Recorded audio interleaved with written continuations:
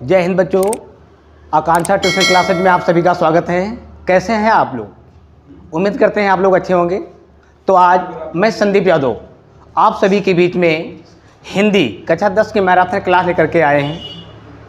इसमें जितने भी प्रश्न दिए जाएंगे उसमें हम ये उम्मीद करते हैं, पूर्ण रूप से विश्वास है कि आप सभी को ज्यों के त्यों 24 फरवरी को आने वाली परीक्षा में आपको प्रश्न देखने को मिलेंगे।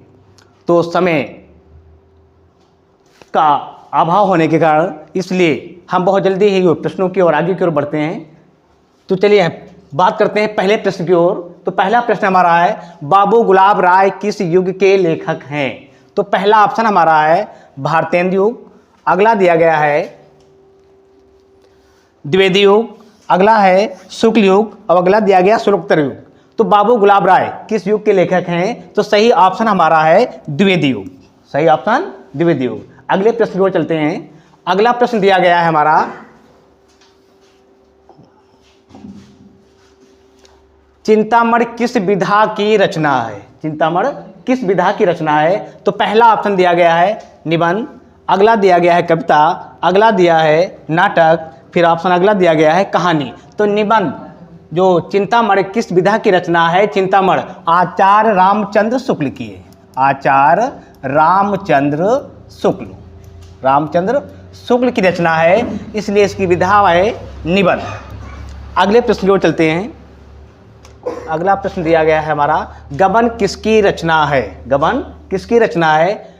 ए ऑप्शन है मुंशी प्रेमचंद, बी दिया गया है जयशंकर प्रसाद, सी दिया गया है निराला और डी दिया गया हरि कृष्ण प्रेमी। तो मुंशी प्रेमचंद। तो सही ऑप्शन हमारा है मुंशी प्रेमचंद, जिसमें सबसे महत्वपूर्ण हमारे दिए गए हैं जयशंकर प्रसाद, जो ये छायावाद के प्रवर्तक हैं।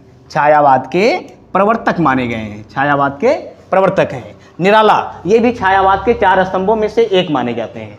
अगले प्रश्न की ओर चलते हैं। अगला प्रश्न दिया गया है हमारा,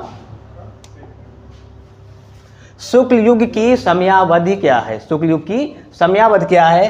पहला ऑप्शन दिया गया है 1936 से 1943, अगला ऑप्शन दिया गया 1919 से 1938, अगला है 1900 से 1918, उपयुक्त में से कोई नहीं। तो सही ऑप्शन हमारा है 1919 से 1938। कहीं कहीं पर इस प्रश्न में 1919 से 1936 तक भी लिखा हुआ माना जाता है। तो जो ऑप्शन हमारा ऑप्शन में होगा उसी के अनुसार हम टिक करेंगे। अगले प्रश्न की ओर चलते हैं। अगला प्रश्न हमारा है, नीड़ का निर्माण फिर किस विधा की रचना है? नीड़ का निर्माण फिर किस विधा की रचना है? तो पहला ऑप्शन दिया गया है जीवनी, अगला दिया गया है आत्मकथा, अगला ऑप्शन दिया है साक्षात्कार या भेंट वार्ता, अगला ऑप्शन दिया गया रेखाचित्र। तो नीड़ का निर्माण फिर ये हरिवंश राय बच्चन की आत्मकथा है। हरिवंश राय बच्चन की आत्मकथा है, इसलिए सही ऑप्शन हमारा हो जाएगा आत्मकथा। अगले प्रश्न की ओर चलते हैं। अगला प्रश्न हमारा है, प्रिय प्रवास किस युग की रचना है? सबसे महत्वपूर्ण प्रश्न है। यहाँ से कहीं ना कहीं प्रश्न हमको देखने को मिलेगा आप लोगों को। या तो ये पूछा जा सकता है, इस रचना के रचनाकार कौन है? रचनाकार कौन है? तो इसके रचनाकार हैं अयोध्या सिंह उपाध्याय हरिओद। अयोध्या सिंह उपाध्याय हरिओद जी हैं। और ये जो प्रिय प्रवास है अयोध्या सिंह उपाध्याय की रचना है, जो किस युग से ली गई है? द्विवेदी युग में। द्विवेदी युग में इसकी रचना की गई है। इसे हिंदी में खड़ी बोली का महाकाव्य माना जाता है। खड़ी बोली का महाकाव्य माना जाता है, इसलिए इसमें कहीं ना कहीं प्रश्न आने के चांस ज़्यादा हैं। अगले प्रश्न को चलते हैं। अगला प्रश्न दिया गया है हमारा, मधुशाला किसकी रचना है? मधुशाला किसकी रचना है? तो पहला ऑप्शन है रामधारी सिंह दिनकर, अगला है मैथिली शरण गुप्त, अगला दिया गया हरिवंश राय बच्चन और अगला दिया गया है महादेवी वर्मा। ये रामधारी सिंह दिनकर, इनकी एक प्रसिद्ध रचना है जिसे कहते हैं संस्कृत के 4 अध्याय। संस्कृत के 4 अध्याय। और मैथिली शरण गुप्त का महाकाव्य है साकेत। महाकाव्य साकेत है, जो 1912 में लिखा गया था। जो 1912 में लिखा गया था हरिवंश राय बच्चन। तो सही ऑप्शन हमारा होगा हरिवंश राय बच्चन। अगले प्रश्न की ओर चलते हैं। अगला प्रश्न है हमारा, भारत भारती किसकी रचना है? भारत भारती किसकी रचना है? तो पहला ऑप्शन दिया गया श्री राम शरण गुप्त, अगला ऑप्शन है हरिओद, अगला दिया गया सुमित्रा नंदन पंत, मैथिली शरण गुप्त या महादेवी वर्मा। तो सही ऑप्शन हमारा है मैथिली शरण गुप्त। अगले प्रश्न की ओर चलते हैं। अगला प्रश्न है हमारा, आधुनिक काल कब से कब तक चला? आधुनिक काल कब से कब तक चला? तो पहला ऑप्शन दिया गया है सन 1843 से अब तक, 1643 से 1843 तक, सन 1918 से 1936 तक, 1936 से 1943 तक। तो सही ऑप्शन हमारा है सन 1843 से अब तक आधुनिक काल। ऐसे तो आधुनिक काल को 5 भागों में बांटा गया है। पहला हमारा है भारतेंद्र युग, अगला दिया गया द्विवेदी युग है, फिर हमारा है छायावाद युग, फिर प्रगतवाद युग, फिर प्रयोगवाद, फिर नई कविता। इस तरह से कई भागों में से जो है विभाजित किया गया है। तो आगे अगले प्रश्न को चलते हैं। अगला प्रश्न दिया है कि मतराम किस युग के कवि है? मतराम किस युग के कवि हैं? तो पहला ऑप्शन है हमारा आधुनिक काल, अगला बी दिया गया है आदिकाल, सी दिया गया भक्ति काल और डी दिया गया है रीतकाल। तो सही ऑप्शन हमारा होगा रीतकाल। रीतकाल के कवि हैं मतराम। अगला प्रश्न है हमारा, अगले प्रश्न की ओर चलते हैं। हाँ, हास रस का अस्थाई भाव क्या है? हास रस का अस्थाई भाव का क्या है? तो बच्चे ध्यान से सुनिए, कक्षा 10 में 2 ही रस हमारे सिलेबस में दिए गए हैं, एक हास है और दूसरा है हमारा करुण रस। करुण रस दिया गया है। हास रस का अस्थाई भाव हास होता है और करुण रस का अस्थाई भाव शोक होता है। तो यहाँ पर 2 ही तरह से क्वेश्चन बन सकते हैं, या तो कोई पंक्तियां दी गई होंगी, उस पंक्तियों में पूछा जा सकता है कि हास रस क्या है, या रस का नाम दिया जाएगा और उससे ये पूछा जा सकता है इसका अस्थाई भाव क्या है, करुण रस और हास रस। हास रस के कुछ उदाहरण हैं जो महत्वपूर्ण है, जैसे एक है प्रताप नारायण मिश्र द्वारा ज़्यादा प्रसिद्ध है कि आधा पात बबूल का जीमा तनिक पिसान, पंडित जी करने लगे छठे छमाही दान। तो ये भी कई बार पूछा गया क्वेश्चन, इसलिए सही ऑप्शन हमारा माना जाएगा हास रस का अस्थाई भाव हास होगा। आगे प्रश्न की ओर चलते हैं। अगला प्रश्न है हमारा, सोहत ओढ़े पीत पट श्याम सलौने का मनो नील मरसैल पर आपत प्रेम प्रकाश। उपरोक्त पंक्तियों में कौन सा अलंकार है? तो पहला ऑप्शन दिया गया उपमा अलंकार, अगला ऑप्शन दिया गया उत्प्रेक्षा अलंकार और अगला ऑप्शन है रूपक अलंकार और अगला दिया गया श्लेष अलंकार।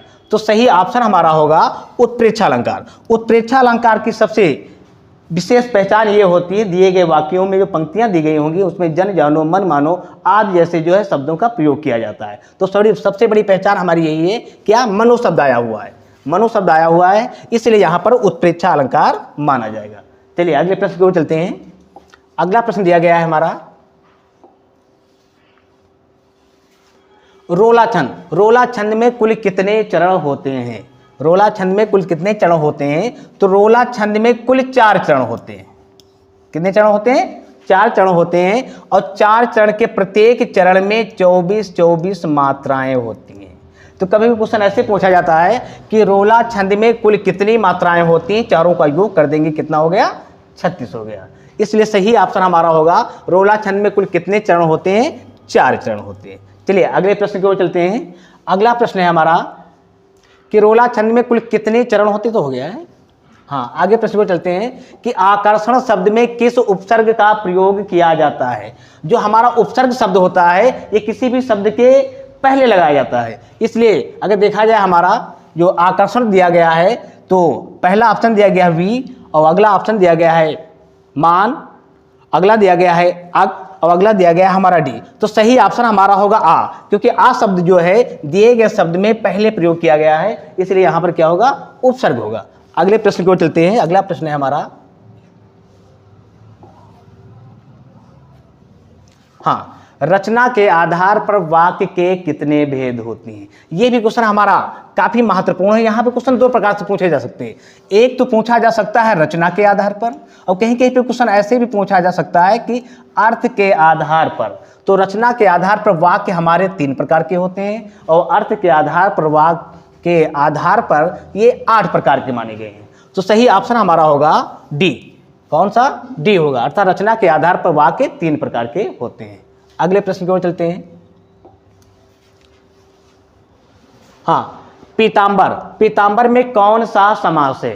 ये बहुत बार क्वेश्चन पूछा गया है। पीला है जो अंबर, पीला है जो अंबर, अर्थात पहला ऑप्शन दिया गया कर्मधारय समास, अगला ऑप्शन है द्वंद्व समास, अगला है बहुब्रीहि समास और अगला दिया गया है तत्पुरुष समास। तो सही ऑप्शन हमारा होगा बहुब्रीहि समास। बहुब्रीहि समास की सबसे बड़ी पहचान ये होती है, जो भी शब्द हमारा दिया गया है उसका कहीं ना कहीं किसी तीसरे की ओर संकेत की जो है दिया जाता है, इसलिए यहाँ पर क्या होगा, बहुब्रीहि समास होगा। अगले प्रश्न को चलते हैं। अगला प्रश्न है हमारा, हाँ, आंसू का तत्सम रूप क्या होगा?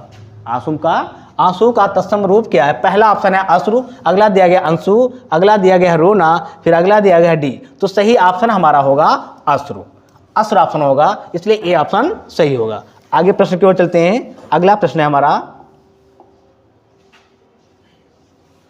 हाँ, कृत्यवाच्य में किस की प्रधानता होती है? हम थोड़ा मिसप्रिंट हो गई है, अर्थात कृत्यवाच्य में किसकी प्रधानता होती है? तो कृत्यवाच्य में, क्योंकि वाच्य हमारे होते हैं तीन प्रकार के, वाच्य हमारे होते हैं तीन प्रकार के। पहला है कृतवाच्य, अगला दिया गया है कर्मवाच्य और अगला दिया गया है भाववाच्य, दिया गया है भाववाच्य। इनमें, इन तीनों में क्रिया के अनुसार, अर्थात क्रिया जो हमारी क्रिया होती है उस क्रिया के अनुसार कृत, कर्म और भाव को पहचाना जाता है। तो सबसे बड़ी पहचान हमारी जो कृतवाच्य होता है, कृतवाच्य की सबसे बड़ी पहचान ये होती है, जो हमारा कर्ता होता है, जो कर्ता होता है, कर्ता वचन और लिंग, कर्ता वचन और लिंग में परिवर्तन किया जाए तो उसकी क्रिया में भी परिवर्तन हो जाए तो वहां पर जो है कृतवाच्य होता है। जैसे हम बात करते हैं, एक उदाहरण दे दिया जाए कि राम पुस्तक पढ़ता है, राम पुस्तक पढ़ता है। तो राम है कर्ता, कर्ता क्या है, एक वचन है। अगर कर्ता में हम परिवर्तन किया जाए, इसके लिंग में परिवर्तन किया जाए और लिख दे यहां पर सीता, सीता पुस्तक क्या हो जाएगा, पढ़ती है। जैसे हमने कर्ता को बदला, जैसे हमने कर्ता को बदला वैसे ही वो क्या है, वर्ब में परिवर्तन हो गया। तो सबसे बड़ी पहचान हमारी वही है कि यदि जैसे हम कर्ता को वचन या लिंग के अनुसार परिवर्तन करेंगे वैसे क्रिया में भी परिवर्तन हो जाएगा। चलिए अगले प्रश्न की ओर चलते हैं। अगला प्रश्न दिया है हमारा, हाँ, ताभ्या शब्द में वचन एवं विभक्ति क्या है? तो पहला ऑप्शन है षष्ठी विभक्ति एक वचन, अगला ऑप्शन है सप्तमी विभक्त द्विवचन और षष्ठी विभक्त बहुवचन और चतुर्थी विभक्त बहुवचन। तो सही ऑप्शन हमारा होगा सप्तमी विभक्त द्विवचन। चलिए अगले प्रश्न की ओर चलते हैं। अगला प्रश्न है हमारा, निम्नलिखित में सर्वनाम क्या है? निम्नलिखित में सर्वनाम है, पहला ऑप्शन दिया गया मनुष्य, दूसरा ऑप्शन दिया गया है बचपन, अगला दिया गया है वाह और इनमें से कोई नहीं। तो सही ऑप्शन होगा हमारा वाह। सर्वनाम जो होते हैं हमारे क्या होते हैं, 11 प्रकार के होते हैं। कभी कभी ऐसे भी क्वेश्चन पूछे जा सकते हैं। अगला प्रश्न है हमारा, हाँ, महादेव वर्मा की रचना कौन सी नहीं है? तो पहला ऑप्शन है हमारा नीरजा, ये महादेव वर्मा की जो है रचना मानी गई है। अगला है क्या, साक्षात्कार, अगला दिया गया युगांत, ये क्या है, योगांत होना चाहिए। अगला दिया गया साक्षात्कार और अगला दिया गया जो है दीपशिखा। तो इसमें से दो रचनाएं मिसप्रिंट हो गई है, इसमें से दो रचनाएं ऐसी हैं जो महादेव वर्मा की नहीं है, इसलिए इसमें दोनों ऑप्शन सही हो सकते हैं, बी और सी। चलिए आगे अगले प्रश्न को चलते हैं। हाँ, अगला प्रश्न है कि पीपरपात सरस मंडोला, पीपरपात सरस मंडोला में कौन सा अलंकार है? पहला ऑप्शन दिया गया उपमान, उपमा, अगला दिया गया उत्प्रेक्षा, अगला दिया गया अनुप्रास और अगला दिया गया रूपक। तो सही ऑप्शन हमारा होगा यहाँ पर उपमा अलंकार। क्या होगा, उपमा अलंकार। इसकी सबसे बड़ी विशेषता यहाँ ये होती है जहाँ पे उपमेय और उपमान, उपमेय और उपमान में समानता का भाव प्रकट होता है, वहां पर क्या है, उपमा अलंकार होता है। चलिए अगले प्रश्न की ओर चलते हैं। अगला प्रश्न है, उपदेश शब्द में प्रमुख उपसर्ग क्या है? उपदेश शब्द में प्रमुख उपसर्ग क्या है? पहला ऑप्शन है उ, अगला दिया गया आ और अगला दिया गया है उप और अगला है हमारा अन। तो सही ऑप्शन हमारा होगा उप। चलिए अगले प्रश्न को चलते हैं। अगला प्रश्न है हमारा, मछली का पर्यायवाची क्या है? मछली का पर्यायवाची क्या है? तो पहला ऑप्शन है हमारा द्विज, अगला दिया गया है मीन, फिर अगला है रसना और अगला दिया गया है मूल। तो सही ऑप्शन हमारा होगा मीन। चलिए अगले प्रश्न की ओर चलते हैं। अगला प्रश्न है हमारा, हाँ, रचना के आधार पर वाक्य के भेद। अब ये दोबारा रिपीट हो चुका है। तो रचना के आधार पर वाक्य हमारे 3 प्रकार के होते हैं। कितने होंगे? 3 के होंगे। चलिए अगले प्रश्न की ओर चलते हैं। अगला प्रश्न है हमारा, हाँ, प्रगतिवाद युग के कवि कौन है? प्रगतिवाद युग के कवि कौन है? अगला शिवमंगल सिंह सुमन, नरेश मेहता, जगदीश गुप्त, प्रभाकर माचवे। तो सही ऑप्शन हमारा होगा शिवमंगल सिंह सुमन। चलिए अगले प्रश्न को चलते हैं। अगला प्रश्न है हमारा, हाँ, महादेव वर्मा की रचना है त्रिधारा, वीणा, हाँ थोड़ा यहाँ मिसप्रिंट हो गया है, पथ के साथी, गुंजन। तो सही रचना हमारी होगी पथ के साथी। हाँ, ये गुंजन भी महत्वपूर्ण है। ये गुंजन हमारी जो है पंत जी की है, और वीणा जो रचना है हमारी अज्ञे जी की है। ये भी कई बार पूछा गया है। चलिए आगे बढ़ते हैं। अगला प्रश्न है हमारा, हाँ, सोरठा छंद के दूसरे और चौथे चरण में मात्राएं होती हैं। सोरठा छंद के दूसरे और चौथे चरण में मात्राएं होती हैं। तो सोरठा छंद जो होता है दोहे का उल्टा होता है। दोहे का उल्टा होता है। तो दोहे में सभी लोगों को पता है, दोहे में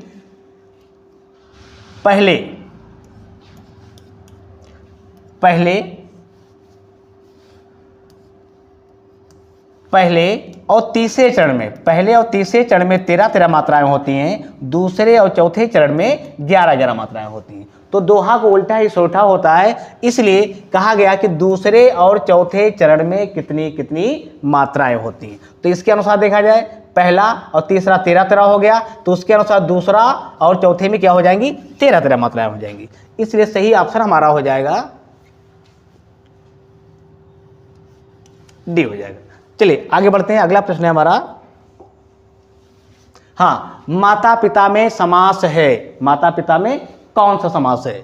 माता पिता, पहला दिया गया कर्मधारय समास, बी दिया गया द्विग समास, सी दिया गया बहुब्रीहि समास, और डी दिया गया है द्वंद्व समास। तो सही ऑप्शन हमारा होगा द्वंद्व समास। द्वंद्व समास की सबसे बड़ी पहचान ये होती है, जो भी शब्द दिए होंगे एक दूसरे के विपरीत होंगे। हम ये कह सकते हैं विलोम होंगे, अर्थात कह सकते हैं जहाँ पे लड़ाई और झगड़े की बात होती है, अर्थात विपरीत, अर्थात माता और पिता, दिन और रात, इस तरह से जो प्रश्न आते हैं। अगला प्रश्न है हमारा, कहाँ हो गया?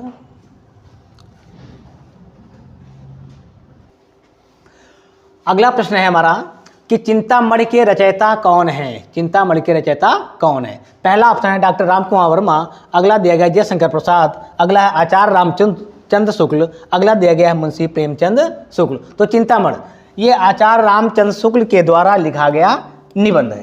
क्या है? निबंध है। तो सही ऑप्शन हमारा होगा सी। अगला प्रश्न है हमारा,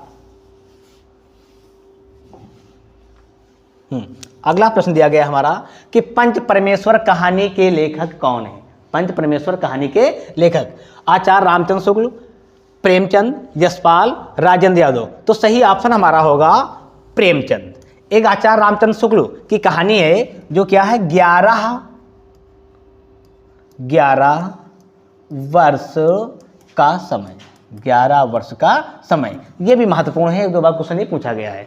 चलिए अगले प्रश्न की ओर चलते हैं। अगला प्रश्न है हमारा, अगला प्रश्न है हमारा, जयशंकर प्रसाद का नाटक कौन नहीं है? जयशंकर प्रसाद का नाटक नहीं है। पहला है ध्रुव स्वामिनी, बी दिया गया चंद्रगुप्त मौर्य, अगला दिया गया लहरों के राजहंस, अगला है स्कंदगुप्त। तो सही ऑप्शन हमारा होगा लहरों के राजहंस। ये जो है जयशंकर प्रसाद का नाटक नहीं है। चलिए अगले प्रश्न को बढ़ते हैं। अगला प्रश्न है हमारा, शेखर एक जीवनी उपन्यास के लेखक। महत्वपूर्ण प्रश्न है, कई बार पूछा गया है कि शेखर एक जीवनी उपन्यास के लेखक क्या है। कभी कभी ये भी पूछा जाता है कि शेखर एक जीवनी की विधा क्या है? विधा क्या है? तो विधा हमारी क्या होगी? उपन्यास। इसके रचनाकार हमारे हैं अज्ञे जी। कौन है? अज्ञे। तो सही ऑप्शन हमारा होगा डी, अज्ञे। आगे प्रश्न को चलते हैं।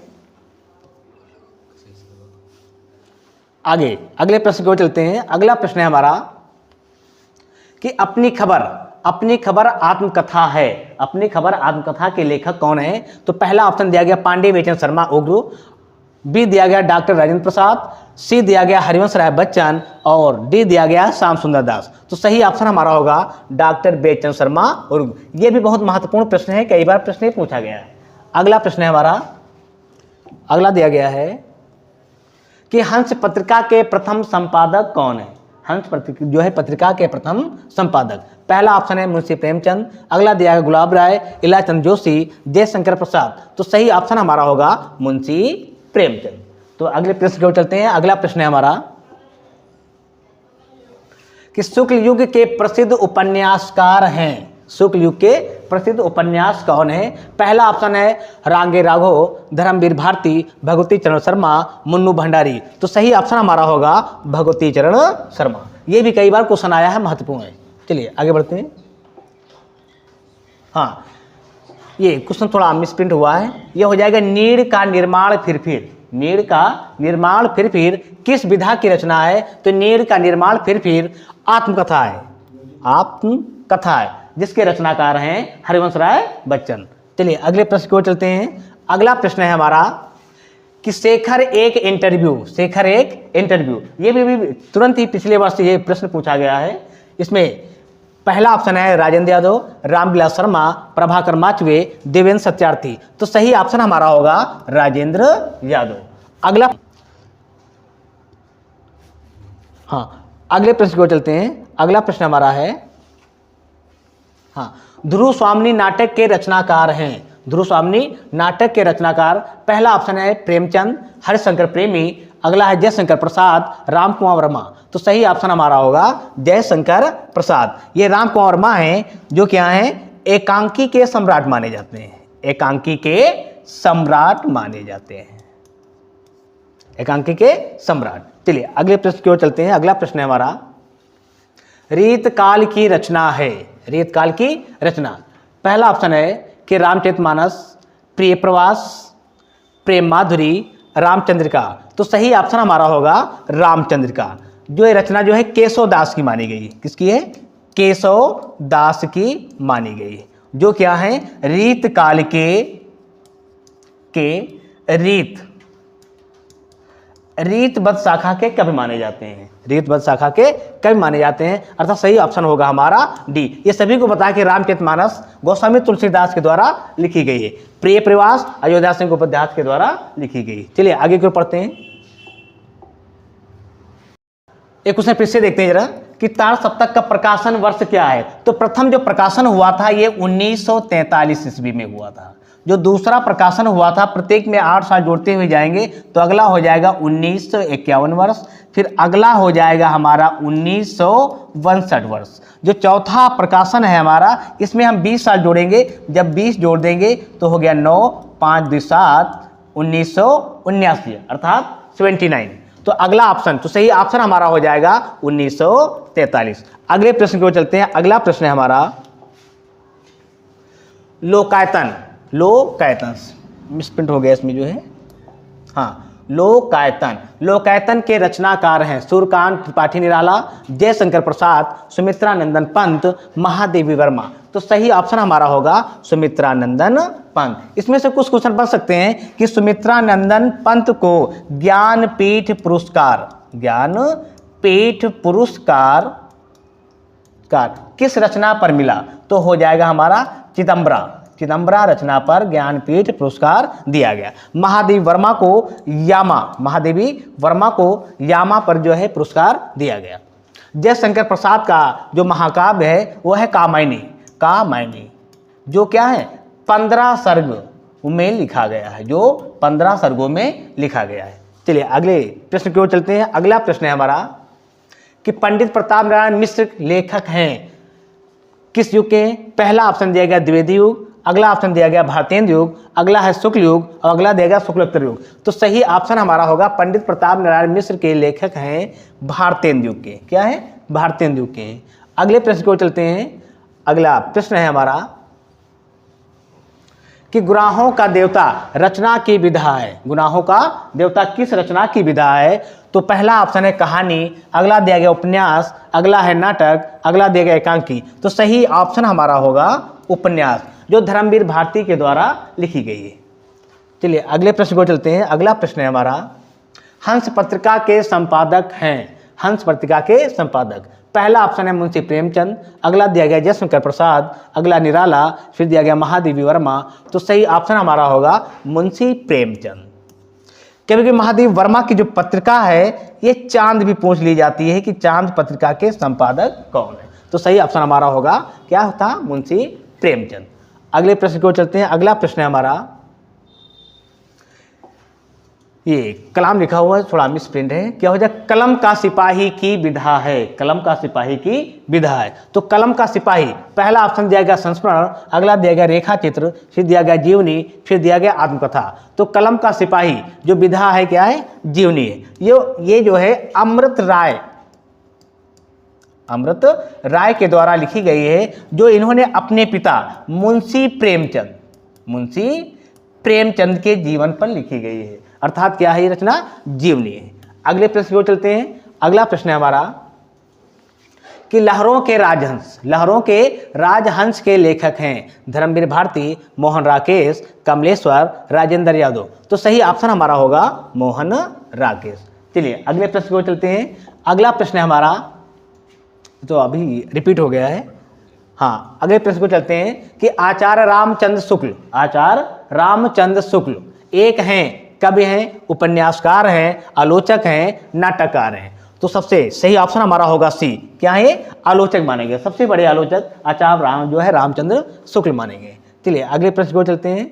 अगला प्रश्न है हमारा, आकाशदीप के लेखक हैं। आकाशदीप ये क्या है, हमारी कहानी मानी गई, क्या है, कहानी है आकाशदीप। पहला ऑप्शन है अमरकांत, अगला दिया गया आचार्य रामचंद्र शुक्ल, जयशंकर प्रसाद, निराला। तो सही ऑप्शन हमारा होगा जयशंकर प्रसाद। ये अमरकांत की जो कहानी है बहादुर, क्या है, बहादुर कहानी है, ठीक है। जयशंकर प्रसाद के जो कहानी हमारी कई हैं, जैसे तो जयशंकर प्रसाद की जो कहानी है जो सबसे महत्वपूर्ण है आंधी, ये भी कहीं पूछा गया है, और क्या हमारा, इंद्रजाल। चलिए अगले प्रश्न को चलते हैं। अगला प्रश्न है हमारा, मैला आंचल के रचनाकार हैं मोहन राकेश, परेश्वर नाथ रेणु, प्रेमचंद, जयशंकर प्रसाद। तो इसमें सही ऑप्शन होगा हमारा परेश्वर नाथ रेणु। इनका कभी एक दो बार सन पूछा गया कि इनका जन्म कब हुआ था, 1921 ईस्वी में। 1921 ईस्वी में बिहार में इनका जन्म हुआ था, पूर्णिया जिले में। चलिए आगे क्यों बढ़ते हैं। अगला प्रश्न है, केशवदास काव्यधारा के कवि है, किस काव्यधारा के कवि है।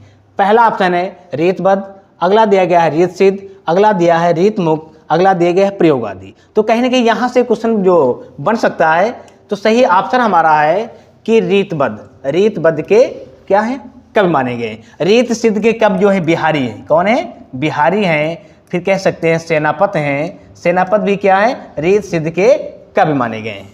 और रीत मुक्त के, रीत जो हमारा मुक्त है उसमें घनानंद, देव, बोधा, आलम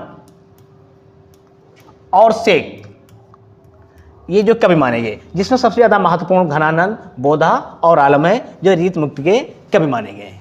चलिए अगले प्रश्न की ओर चलते हैं। हाँ, अब यहाँ पर हमारे जो प्रश्न आते हैं गद्यांश और पद्यांश, अब वहाँ संबंधित कुछ प्रश्न हैं, इनको हम थोड़ा महत्वपूर्ण माध्यम से देखेंगे, कैसे किस तरीके से हमें लिखना है। तो पहला प्रश्न है हमारा, निम्नलिखित गद्यांश पर आधारित दिए गए प्रश्नों के उत्तर दीजिए। हाँ, कि ये कोई बात नहीं कि एक ही स्वभाव और रुचि के लोगों में ही मित्रता हो सकती है। समाज में भिन्नता देखकर लोग एक दूसरे की ओर आकर्षित होते हैं।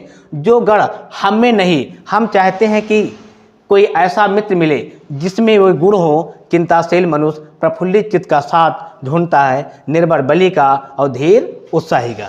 चलिए अगले प्रश्न की ओर बढ़ते हैं। प्रश्न क्या कहता है कि उपयुक्त गद्यांश का संदर्भ लिखिए। तो अभी जो हमारा गद्यांश आया था, हमें ये पता होना चाहिए कि किस पाठ से लिया गया है, इस पाठ का नाम क्या है और लेखक का नाम क्या है। तो दिया गया कि प्रस्तुत गद्यांश हमारी पाठ्यपुस्तक हिंदी गद्य खंड में संकलित मित्रता नामक पाठ से लिया गया है, जिसके लेखक आचार्य रामचंद्र शुक्ल है। आचार्य रामचंद्र शुक्ल है, पाठ का नाम क्या है, मित्रता है। अगला प्रश्न है कि रेखांकित अंश की व्याख्या कीजिए। रेखांकित अंश की व्याख्या कीजिए। इसमें से अंडरलाइन छूट गई है। हाँ, ये जो दिया गया है, दिया गया रेखांकित अंश की व्याख्या कीजिए। तो यहाँ पर जो व्याख्या दी गई है पूरे जो है गद्यांश की दी गई है, आपको एग्जाम में पेपर में मिलेगा, जो अंडरलाइन दिया गया होगा सिर्फ उसी के बारे में आपको लिखना है, 2 नंबर के बारे में होगा।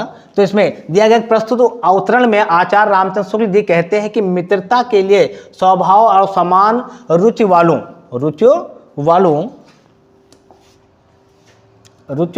वालों में ही परस्पर मित्रता हो सकती है। यह धारणा उचित नहीं है। कुछ लोग सोचते हैं कि समान स्वभाव और समान रुचि रखने वालों में ही मित्रता हो सकती है, लेकिन ऐसा नहीं। विपरीत स्वभाव और विपरीत रुचि रखने वालों में भी घनिष्ठ मित्रता हो सकती है। लोग भिन्नता देखकर ही परस्पर आकर्षित होते हैं। सही बात है। आप लोगों ने प्राचीन काल की कहानियां सुनी होंगी, जैसे महाभारत में 2 पात्रों का नाम आपने सुना होगा, एक दुर्योधन और एक कर्ण। इन दोनों की विचारधाराएं अलग थी, फिर भी क्या है, जीवन के अंत तक इन दोनों की मित्रता बहुत जो है क्या है चली। इसलिए हम कह सकते हैं क्या कि कुछ लोग सोचते हैं कि समान स्वभाव और समान रुचि रखने वालों में ही मित्रता हो सकती है। ऐसा नहीं, लोगों की विचारधाराएं भी अलग हो सकती हैं, लेकिन जीवन भर क्या है अपनी मित्रता के भावों को जो है समेटे रहते हैं और जीवन भर क्या है चलाते रहते हैं। चलिए अगले प्रश्न को चलते हैं। अगला प्रश्न है हमारा, हाँ, व्यक्ति एक दूसरे की ओर क्या देखकर आकर्षित होते हैं। तो आंसर हमारा दिया गया है कि लेखक के अनुसार समाज में भिन्नता देखकर अपने अभाव को भरने के लिए लोग विपरीत गुणों की तरफ आकर्षित होते हैं। जैसा कि निर्बल व्यक्ति बलवान की ओर आकर्षित होता है, दुखी व्यक्ति प्रसन्नचित्त की ओर और अज्ञानी व्यक्ति ज्ञानी की ओर आकर्षित होता है। जैसे कृष्ण और सुदामा की मित्रता, चाणक्य और चंद्रगुप्त की मित्रता इतिहास प्रसिद्ध है। जैसे वर्तमान समय में बहुत सी किताबों में क्या प्राचीन काल की कथाओं के माध्यम से बता दिया जाता है कि कैसे मित्रता। आप लोगों ने देखा होगा सुदामा और कृष्ण के बारे में, चंद्रगुप्त और चाणक्य के बारे में, इस तरह से बहुत सी जो है कहानियां प्रचलित हैं, जो है मित्रता के बारे में लोग कैसे एक दूसरे का निर्वाहन करते हैं, कैसे वो अपने जीवन को माध्यम से अपने आगे की ओर बढ़ते हैं। चलिए अगले प्रश्न को चलते हैं। अगला प्रश्न है हमारा, हाँ, निम्न गद्यांश पर आधारित 3 प्रश्नों के उत्तर दीजिए। लिया गया है कि हे भगवान, तब के लिए विपत्ति के लिए इतना आयोजन, परमपिता की इच्छा के विरुद्ध इतना साहस, पिताजी क्या भीख ना मिलेगी? क्या कोई हिंदू भूपृष्ठ पर ना बचा रहेगा जो ब्राह्मण को 2 मुट्ठी अन्न दे सके? ये असंभव है कि फेर दीजिए पिताजी, मैं कांप रही हूं, इसकी चमक आंखों की ओर अंधा बना रही। तो आप लोगों ने गद्यांश को पढ़ा होगा, समझ में आ गया होगा कि किस पाठ से लिया गया है। ये जयशंकर प्रसाद के द्वारा रचित ममता पाठ से लिया गया है। कहाँ लिया गया है? ममता पाठ से लिया गया है। ये कई बार प्रश्न पूछा गया है। ये 2021 में भी प्रश्न आया हुआ है, 2021 में प्रश्न आ चुका है, इसलिए इसका आंसर क्यों चलते हैं।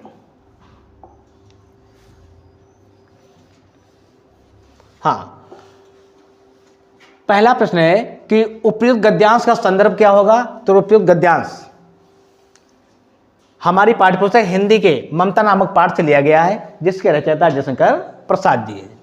गद्यांश के रेखांकित अंश का भाव स्पष्ट कीजिए, अर्थात दिए गए पंक्तियों में इसका भाव क्या है, इसके बारे में बताया गया है। तो इसमें यह बताया गया है कि निम्न रेखांकित अंशों के भावों के माध्यम से लेखक जयशंकर प्रसाद बताते हैं कि जब ममता ने अपने पिता को इतना धन इकट्ठा करते हुए देखा, तो ममता अपने पिता से कहती है कि भगवान की इच्छा के विरुद्ध आपने ये साहस कैसे किया?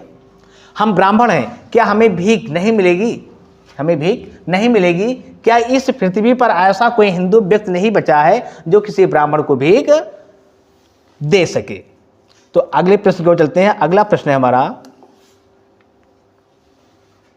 दिए गए पद्यांश पर आधारित 3 प्रश्नों के उत्तर दीजिए।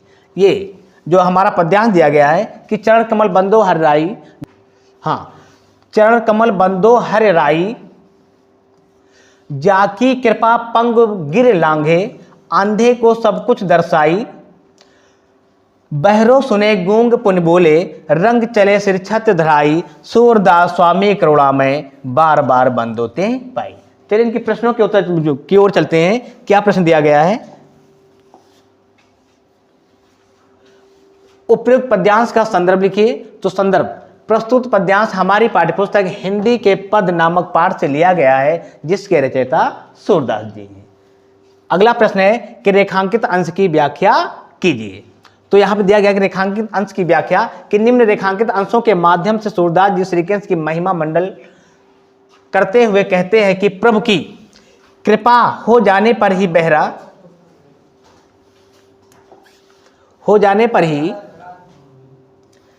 बहरा व्यक्ति सुनने लगता है, गूंगा व्यक्ति बोलने लगता है और गरीब से गरीब व्यक्ति राजा बन करके अपने सर पर राजछत्र धारण कर लेता है।